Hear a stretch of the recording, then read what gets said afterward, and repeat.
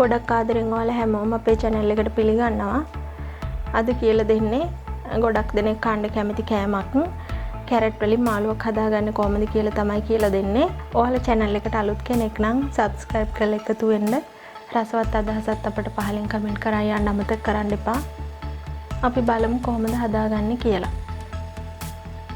සුද්ධ කරලා හොඳට හොදලා මේ විදිහට කෑලි කපාගෙන තියෙනවා. කැරට් අලයක් තමයි මම අරන් තියෙන්නේ. හීන් වෙන්න තමයි කපලා තියෙන්නේ. ඔයාලා කැමති හැඩයකට කපා ගන්න පුළුවන්.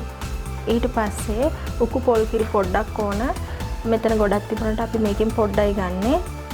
ඊට පස්සේ අමු මිරිස් මම අරන් තියෙනවා. අමු මිරිස් කරල් 4ක් මේ විදිහට දෙකට පලාගෙන අරන් තියෙනවා. ඊට පස්සේ කුරුඳු පොතු කෑල්ලක් කෑලි දෙකක් සුදු ලුණු ගෙඩිය පොඩිවට කපාගෙන තියෙනවා. සියඹලා බික් දෙකක් අරන් තියෙනවා. රතු ලුණු ගෙඩි 10ක් විතර අරගෙන පොඩිවට කපාගෙන තියෙනවා. කරපිංචිත්තකුත් අරන් තියෙනවා. ඊට පස්සේ කහ කුඩු පොඩ්ඩක් ඕන. උළුහල් අමු 3-5 කුඩු ලුණු ගම්මිරිස් කුඩු පොල් තෙල් චුට්ටක්. ඔය ටික තමයි අපිට මුලින්ම ඕන වෙන්නේ. මුලින්ම භාජනයක් ලිපේ තියලා රත් වුණාට පස්සේ තෙල් චුට්ටක් දාගන්න.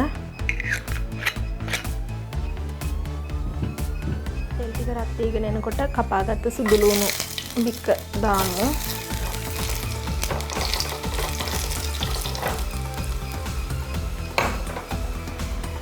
කපාගත්ත අනිත් දේවල් ටිකත් අපි එකතු කරගමු.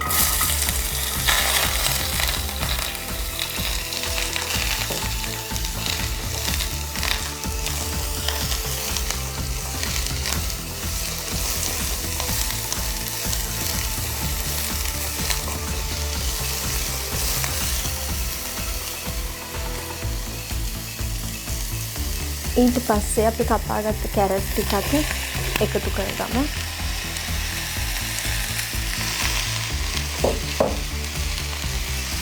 සියඹලා බික ඒකත් දාගමු.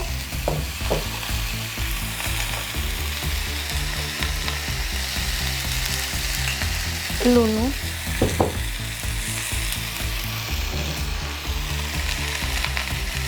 තුන පහ කුඩු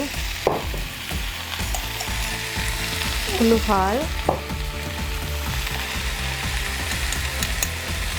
කහ කුඩු. අපි ගම්මිරිස් කුඩු දැන් එකතු කරන්නේ නැහැ.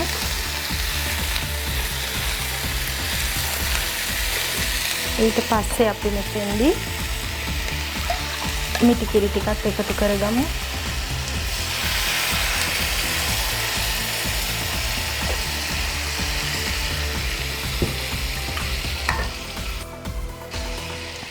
ගොඩක් මිටි කිරි එකතු කරේ නැහැ. මම කෑලි ගානටත් වඩා අඩුවෙන් තමයි මිටි කිරි එකතු කරගෙන තියෙන්නේ. දැන් අපි ගින්දර ගොඩක් අඩු කරලා මේක වහලා උයාගමු විනාඩි 3ක් විතර.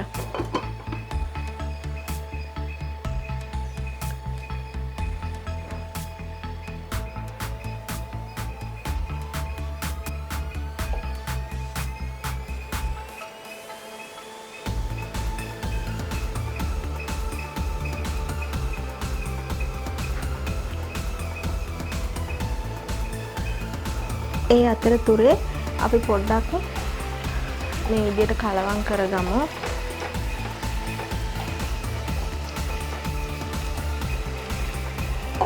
කලවම් කරලා අපි ආයෙ වහගමු.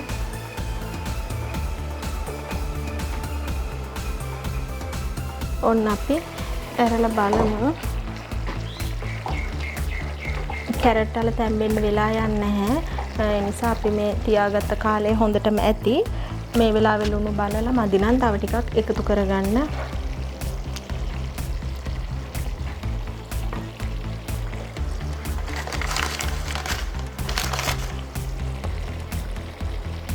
මම දැන් මේ වෙලාවේදී ගම්මිරිස් කුඩු පොඩ්ඩක් එකතු කරගන්නවා. මේ තේ හැන්දෙන් 4න් 3ක් විතර වගේ. ඒකත් මේ විදිහට කලවම් කරගත්තාම අපි කැරට් මාළුව දැන් හදාගෙන ඉවරයි.